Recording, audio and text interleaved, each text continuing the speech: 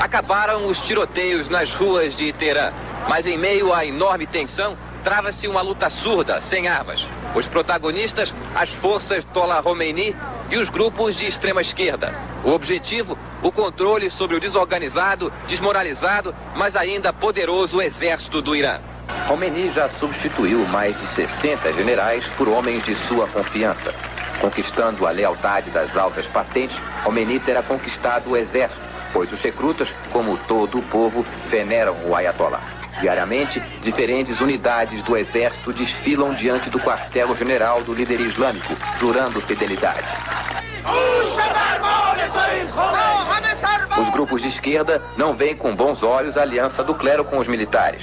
Os Fedain, marxistas não religiosos, que durante anos lutaram na clandestinidade contra o Shah, exigem a criação de um novo exército. No quartel-general da organização, é proibida a entrada de jornalistas.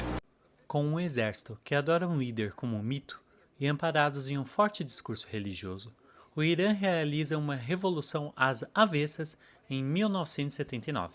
Às avessas, pois se instaura uma teocracia que elimina direitos que os habitantes do Irã possuíam antes. Para vocês terem noção, as imagens a seguir apresentam um pouco do Irã antes dessa revolução às avessas de 1979. E, com os direitos conquistados das mulheres, acabam se perdendo após a revolução, como podem ver. É por isso que a história não pode ser observada sob a lente da constante evolução. Por vezes, podemos tropeçar e perder muitos dos direitos duramente conquistados.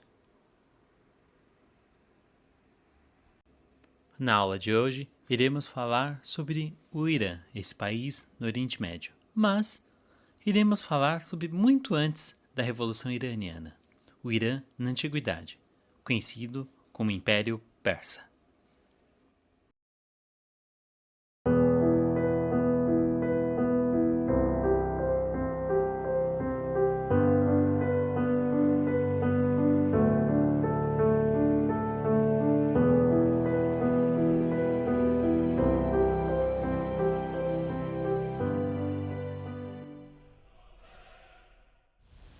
Durante minhas aulas, vocês estão descobrindo que muitas das concepções que formamos sobre os povos antigos podem ser deturpados ou fantasiados. Foi assim que vimos como, notoriamente pela produção de filmes norte-americanos, formamos preconceitos com civilizações dotadas de saberes que até hoje nos debruçamos para entender. Na aula de hoje, vou chamar a atenção para a necessidade de pensadores que nos ajudam a compreender fenômenos como esse. Como nosso poder de entendimento sobre outras culturas pode ser tão deturpado pela mídia em suas variadas formas. Para tanto, mostrarei como podemos usar um conceito de um pensador para analisarmos um período ou contexto histórico. Para isso, apresentarei brevemente um cara chamado Pierre Bourdieu. Vocês vão aprender melhor sobre ele em Sociologia, mas Bourdieu tem uma incrível contribuição sobre o tema dessa aula, em especial o seu conceito de violência simbólica. Rapidinho, para vocês compreenderem o que é violência simbólica, a violência simbólica seria uma forma de violência sem exercer a coação física, mas capaz de promover danos morais e psicológicos. Para vocês compreenderem rapidinho esse conceito, vejam essas duas imagens. Ambos representam heróis, de um lado uma mulher, do outro um homem. Como a mulher é representada e como o homem é representado? Essas duas formas de se representar heróis nos mostram muito sobre o que é uma violência simbólica. Existem duas formas de interpretar essa imagem, através da violência simbólica do Pierre Bourdieu e através de um conceito altamente elaborado das redes sociais, o mimimi. Mimimi vem do latim. Mim estúpido, mim não quer saber, mim tem raiva de quem sabe. Brincadeiras à parte, o próprio mimimi pode ser compreendido na análise da violência simbólica de Bourdieu. A violência simbólica é uma violência que se exerce com a cumplicidade tácita dos que a sofrem e também, com frequência, dos que a exercem, na medida em que uns e outros são inconscientes de exercê-la ou de sofrê-la. Assim, acabamos reproduzindo algumas imagens e alguns preconceitos sem ao menos saber que eles são preconceitos. Vamos ver essa imagem novamente. Tratar uma mulher heroína em uma pose sensual e um homem que exerce a mesma função na narrativa de uma outra forma é uma forma de violência simbólica. Outros exemplos vocês também podem encontrar no cinema, nos quadrinhos e até em letras de música. Isso é uma forma de exercer a violência simbólica. Muitas vezes, as pessoas sequer têm ideia daquilo que estão reproduzindo, como vocês podem ver nesse discurso. Eu defendo os valores da família tradicional e sou contrária a esse novo modelo de união. As mudanças, elas acontecem naturalmente. Para você ter ideia, a mulher não subia na tribuna para falar. Não significa porque uma mulher está aqui hoje na tribuna que ela não continua sendo submissa ao homem, não. Porque também está errado a mulher agora, porque ela conquistar seus direitos, seu espaço, ela deixar de ser submissa ao homem e o homem está ainda acima da mulher. Ainda concordo com isso. Bourdieu diz que a virilidade é um dos últimos refúgios da identidade das classes dominadas. Desse modo, é muito mais fácil para essa vereadora reproduzir o machismo imperante na sociedade do que criticá-lo. E é por isso que chamamos a violência simbólica de uma dupla violência, pois quem é oprimido pela violência simbólica não tem ideia de que está sendo oprimido. E pior, vai defender o discurso do opressor.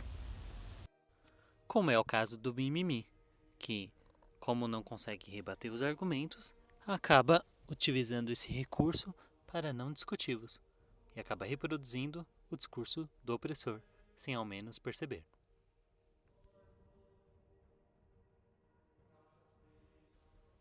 E é amparado no conceito de violência simbólica que iremos analisar da civilização de hoje. Esse filme foi um sucesso de bilheteria, e muitos de vocês já devem ter assistido ao filme 300 de Esparta, filme baseado nos quadrinhos de Frank Miller, 300. O filme ressalta a heróica resistência do rei espartano, Leônidas, contra o exército do rei persa, Xerxes. Mas essa aula não é sobre os espartanos. Nessa aula, falaremos sobre um dos maiores impérios da antiguidade e contribuiu muito com a nossa cultura, mas que ainda, hoje, pouco sabemos. Falaremos sobre os persas. No filme 300 de Esparta, os persas são representados como bárbaros e exóticos, com costumes bizarros. E os espartanos? Bem, os espartanos, além do tanquinho sarado, são os mocinhos da história, o que diz muito sobre violência simbólica e em como retratamos civilizações diferentes das nossas. O sistema administrativo persa foi um dos mais eficientes da Antiguidade Oriental. O Império Persa era governado por uma monarquia absolutista teocrática, ou seja, com grande influência da religião. Lembrando que a Babilônia foi conquistada pelo rei persa Ciro, que permitiu o retorno dos hebreus para Jerusalém e permitiu que eles professassem sua religião livremente. A Pérsia possuía 4 capitais: Susa, Persépolis, Babilônia e Ecbatana. O rei Dário I enfrentou diversas rebeliões dos povos dominados. A fim de combater essas rebeliões, Dário dividiu o Império Persa em 20 províncias, denominadas satrápias, e nomeou altos funcionários reais para administrá-las. Com a intenção de não dar poderes absolutos aos sapatras, nomeou para cada província um general e um secretário subordinados diretamente a ele. Para evitar traições, Dário enviava fiscais conhecidos como os olhos e os ouvidos do rei.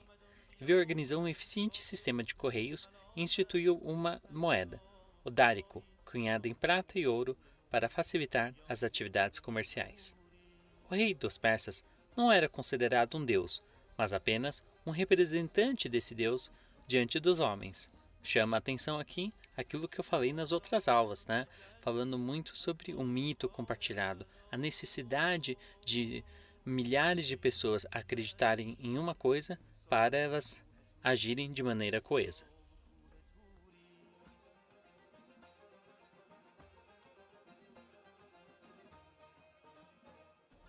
Como no Egito, a agricultura era a base de sua economia. Dependia das cheias do rio Tigre e Eufrates.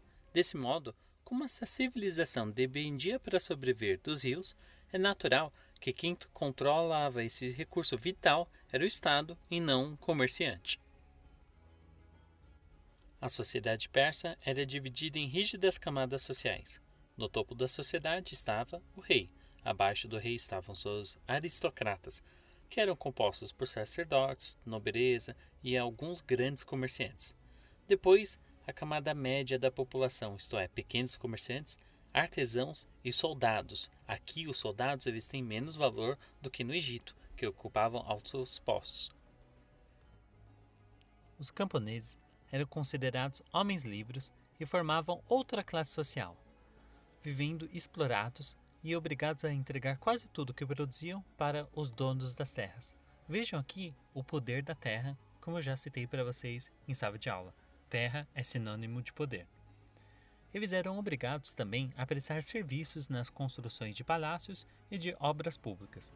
Por último, vinham os escravos, aprisionados nas conquistas militares. Formavam um grupo muito numeroso e executavam os trabalhos mais pesados, como a construção de palácios e outras obras públicas.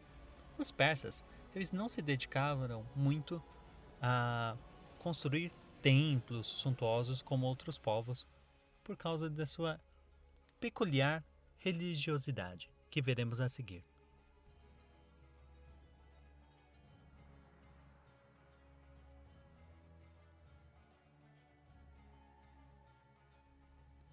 O profeta Zoroastro ou Zaratustra criou uma religião dualista que afirmava ser o universo dividido entre Deus mau, Arimã, e o Deus bom, Ormuz, que lutavam até a vitória final do bem.